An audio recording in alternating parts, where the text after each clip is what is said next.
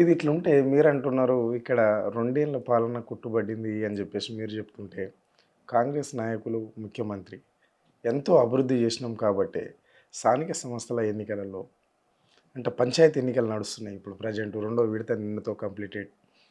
17 తారీఖు నాడు మూడో విడత ఉంది. సో ప్రజలందరూ మా వైపే ఉన్నారు, మాకే పట్టం కడుతున్నారు అని చెప్పేసి వాళ్ళు అంటున్నారు. 6 గ్యారంటీలు కడప కడప అంటినాయి కాబట్టే ప్రజలంతా మా వైపే ఉన్నారు. కాబట్టి మేము అధికంగా మా సర్పంచులు మేము ఎవరినైతే కాంగ్రెస్ పార్టీ బలపరిచిందో ఆ సర్పంచ్ల శాతం అధికంగా ఉంది అని చెప్పేసి ఇక్కడ వాళ్ళు చెప్తున్నారు. దీన్ని ఎంతవరకు చూడొచ్చు? ఇది వాస్తవమేనా? ఇది కరెక్టే అనుకోవచ్చా? బీఆర్ఎస్ హయాంలో మేము బీఆర్ఎస్గా మా సర్పంచులు ఎంత శాతం గెలిచారు? అధికార పార్టీ సర్పంచులు క్లీన్ స్వీప్ చేసే పరిస్థితి ఉంటుంది సాధారణంగా. ఎందుకంటే అభివృద్ధి అధికార పక్షంతో ఉంటేనే అభివృద్ధి, గ్రామాల అభివృద్ధి జరుగుతుందనే ప్రచారం ఉంటుంది కాబట్టి. మరి ఇప్పుడేంటి పరిస్థితి? 50% కూడా మీరు సాధించలేని పరిస్థితి ఉన్నది. ముఖ్యమంత్రి గారి నియోజకవర్గమైనా, మంత్రుల నియోజకవర్గమైనా, మంత్రుల సొంత గ్రామాల్లో అయినా, ఎమ్మెల్యేలు వాళ్ళ సొంత గ్రామాల్లో అయినా మీరు అధికార పార్టీగా నిధులిచ్చి, మద్యం బారిచ్చి,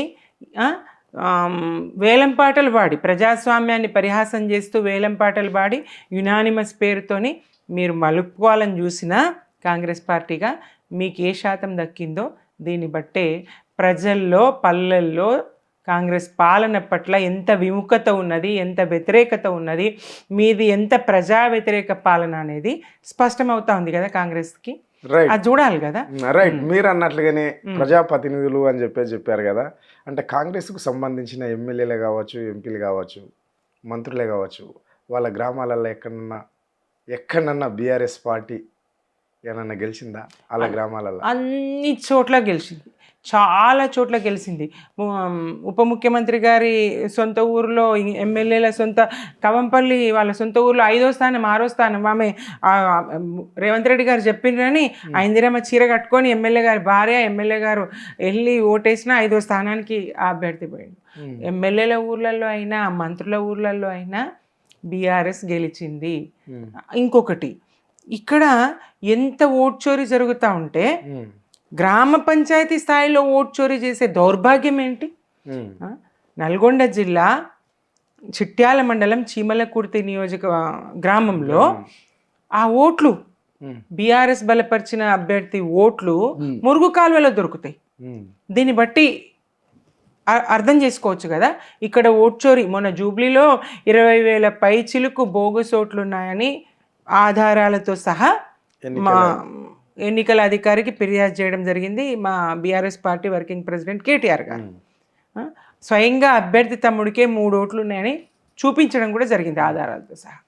అపార్ట్మెంటే లేని చోట, అసలు ఇల్లు అనేది లేని చోట 46 ఓట్లు ఉన్న పరిస్థితిని చూపించడం జరిగింది. అది అట్లా ఉంటే ఓట్ చోరీ అని ర్యాలీ, నిన్న ముఖ్యమంత్రి గారు ఆ ర్యాలీలో ప్రసంగిస్తారు. ఇక్కడ ఒక గ్రామ స్థాయిలో ఓటు చోరీ జరుగుతుంది. పడ్డ ఓట్లను దొంగిలించి మురుగు కాలువలో ఇస్తారు. బీఆర్ఎస్ పార్టీ బలపరిచినటువంటి అభ్యర్థి లేదా ఎవరైనా అభ్యర్థి కానివ్వండి, ఆ అభ్యర్థికి పడ్డటువంటి ఓట్లు మురుగు కాలువలో ప్రత్యక్షమైనవి అంటే అక్కడ ఓటు చోరీ జరిగిందా లేదా? మరి స్వయంగా ముఖ్యమంత్రి గారు, రాహుల్ గాంధీ గారి విశ్వసనీయతను దేశ ప్రజలు ఎట్లా నమ్మాలి?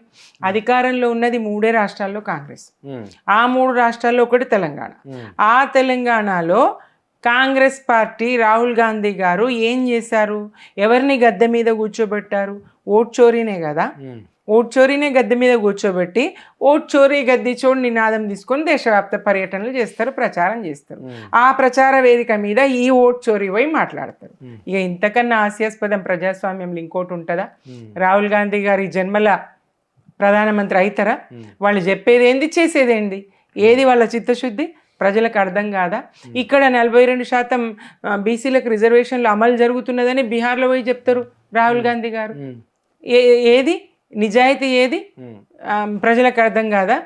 ఇక్కడ మీరు అశోక్ నగర్లో వచ్చి పిల్లలతోని, విద్యార్థులతోని, నిరుద్యోగులతోని కలిసి కూర్చొని ఛాయ్ తాగుతారు, ఏడాదిలో 2 లక్షల ఉద్యోగాలు ఇప్పిస్తామని చెప్తారు, మాట మర్చిపోతారు. తెలంగాణ ప్రజలకు జరుగుతున్న పాలనలో వైఫల్యాలు కానీ, ఇతరాతర ఇబ్బందులు కానీ ఏవి ఆయన కళ్ళకు కనపడవు. పోనీ ప్రకృతి వైపరీత్యాలు, వరదలు వచ్చినాయి, వర్షం అతివృష్టి సంవత్సరం, అతివృష్టిలో అనేక ఇండ్లు కూలినాయి, ప్రజలు చచ్చిండ్రు, పంటలు మునిగిపోయినాయి. ఆ సందర్భంలో ఇటువైపు కన్నెత్తి చూడరు.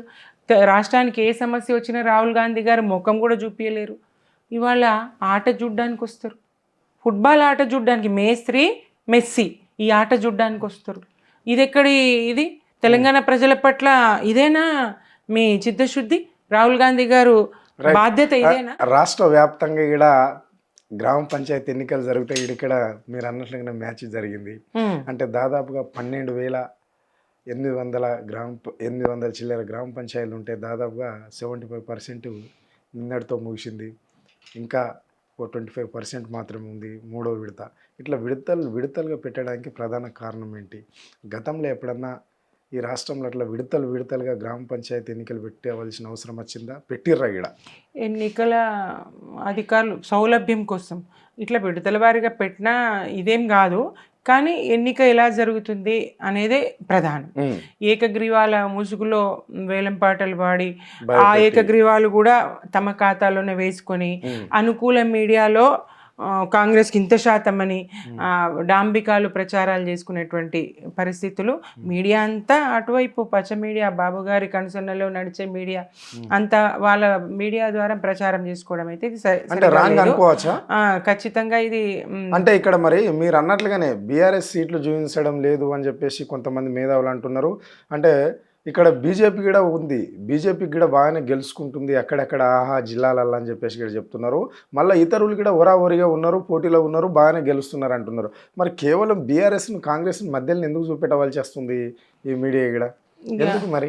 ఇప్పుడు వీళ్ళని చూపెడితే ఇప్పుడు మీరు అన్నట్లుగా ఫస్ట్ 4,000 చిల్లర జరిగింది, నిన్న ఓ 4,000 జరిగింది. సో ఇవన్నీ చూపిస్తుంటే కాంగ్రెస్కు 2,000 అంటున్నారు. అంటే బీఆర్ఎస్, ఇతరులు, బీజేపీ, ఇంకా ఇంకో పార్టీ కావచ్చు, ఇవన్నీ కలిపితే 2,000 అవుతున్నాయి. అంటే అపోజిషన్ కరెక్ట్గా ఉన్నట్లన్నా అంటే వ్యతిరేకత అనుకోవచ్చా? ప్రజలు పార్టీకి, కాంగ్రెస్ పార్టీకి వ్యతిరేకత అనుకోవచ్చా? 100% వ్యతిరేకతనే. చెప్పిన మొదట్లోనే మీకు చెప్పిన, బీఆర్ఎస్ అధికారంలో ఉన్నప్పుడు స్థానిక సంస్థల్లో క్లీన్ స్విప్ బీఆర్ఎస్ఏ చేసింది. బీఆర్ఎస్కే మెజారిటీ 70-80% బీఆర్ఎస్కి కట్టబెట్టిండ్రు. ఇప్పుడు ఆ పరిస్థితి లేదు కదా. వాళ్ళు 50% అని బాగా ఊదినా అది కిందికే, తక్కువే. ఇక్కడ బీజేపీ విషయానికి వస్తే బీజేపీ తమను తామే మర్చిపోయింది. ఎందుకు అని అంటే రేవంత్ రెడ్డి గారిని కాపాడాలి. తమ ఉనికిని తామే కోల్పోయే పరిస్థితి బీజేపీ తెచ్చుకుంటుంది. రేవంత్ రెడ్డి గారిని కాపాడడానికి బలమైన ప్రాంతీయ పార్టీ కేసీఆర్ గారిని ఇబ్బంది పెట్టాలి. కేసీఆర్ గారు బీఆర్ఎస్ లేకుంటే చాలు, రాహుల్ గాంధీ వచ్చి ఇక్కడ ముఖ్యమంత్రి అయినా సరే వాళ్ళ తీరు అట్లా ఉన్నది. బీజేపీ తీరు, రాష్ట్ర బీజేపీ చేష్టలుడిగింది. అందుకనే గ్రామ పంచాయతీలో అసలు స్థానాలే లేవు. వందల సంఖ్యలో, వేల సంఖ్యలో బీఆర్ఎస్ అయితే, వేల సంఖ్యలో కాంగ్రెస్ అయితే వందల కాడనే ఆగిపోవాల్సి వచ్చింది. రేపు పొద్దుగల మేమే రాష్ట్రాన్ని వెళ్తామని మాట్లాడతారు. మాటనేమో హోటల్ దాటుతుంది, చేతనేమో గడప దాటదు. ఇది పరిస్థితి. ప్రతిపక్ష పాత్ర పోషిస్తలేదు కదా బీజేపీ. రాష్ట్రంలో ప్రజల పక్షమై పోరాడతలేదు, ప్రతిపక్ష పాత్ర పోషిస్తలేదు. బీఆర్ఎస్ అధికారంలో ఉన్నప్పుడు వీళ్ళు ఎన్ని ధర్నాలు, ఎన్ని కార్యక్రమాలు, బండి సంజయ్ గారు రోజొక్క పిలుపునిస్తారు. ఏది ఇప్పుడు అసలు కనపడుతున్నారు ఆయన? ఆచూకీ లేదు, అడ్రస్ లేదు, కనిపించడం లేదని పత్రికల్లో ఇవ్వాల్సిన పరిస్థితికి తీసుకొస్తా ఉన్నారు కేంద్ర మంత్రి స్థానంలో ఉండి. ఆయన ఒక్కరనే కాదు, యావత్తు బీజేపీ పార్టీ కూడా కాంగ్రెస్ ఏదంటే గది, రేవంత్ రెడ్డి గారు ఏదంటే గది, తాన అంటే తందాన, అట్లా తమను తాము తక్కువ చేసుకొని ఇంకా ఆయన్ని కాపాడుతారు. 2 ఏళ్ళు కాపాడి ఇంకో 3 ఏళ్ళు కాపాడుతారు. కాపాడే ప్రయత్నమే చేస్తుండ్రు. అవసరమైతే కాంగ్రెస్తో కలవడానికి సిద్ధం, కానీ బీఆర్ఎస్ మాత్రం రావద్దనే ఆలోచన వాళ్ళది. కానీ ప్రజల్ని ఎవరు నియంత్రించలేరు కదా. ప్రజలకు ఇష్టాలు ఉంటాయి, ప్రజలు మంచి చెడ్డ చూస్తారు, ఎవరి పాలన ఏంటో చూస్తారు. అన్ని సందర్భాల్లో పార్టీలనే మాటలనే నమ్మరు, ప్రజలకు జరిగిన పని కనబడుతుంది. 9.5 సంవత్సరాల కేసీఆర్ పాలనలో పల్లెలకేం జరిగింది, ప్రజలకేం జరిగింది, మంచి ఏంటి అన్నీ ప్రజలకు తెలుసు. ఈ 2 సంవత్సరాల విఫల పాలనలో ఎంత నష్టపోతున్నామో, ఎంత విధ్వంసమో, ఎంత దుఃఖము, ఏ వర్గం మోసపోకుండా ఉన్నది, ఏ వర్గానికి అన్యాయం జరగకుండా ఉన్నది లేదు కదా. అన్ని వర్గాలకు అన్యాయమేనా? ఆత్మహత్యల తెలంగాణగా మార్చేస్తే, అవినీతికి ఆలవాలంగా మార్చేస్తే, కుంభకోణాల కాంగ్రెస్ అన్న చందంగా పాలన సాగుతుంది. నిన్న హెల్త్ భూముల విషయం అయితేనేది ఒక్కటి కాదు రెండు కాదు చదువుతూ పోతే చిట్టా. తెలంగాణ భవన్లో మరి ప్రెస్ మీట్లు పెట్టడానికి సరిపోదు సమయం. ఆ స్థాయిలో కుంభకోణాలు ఇవాళ బీఆర్ఎస్ మాత్రమే వెలుగుదీస్తుంది, బీజేపీ కాదు. బీజేపీ బడేబాయ్ చోటేబాయ్ బంధం కొనసాగుతూ ఉంది, జాయింట్ వెంచర్ సర్కార్ నడుస్తూ ఉంది ఇక్కడ, అట్లా పాలన ఉన్నది. రైట్.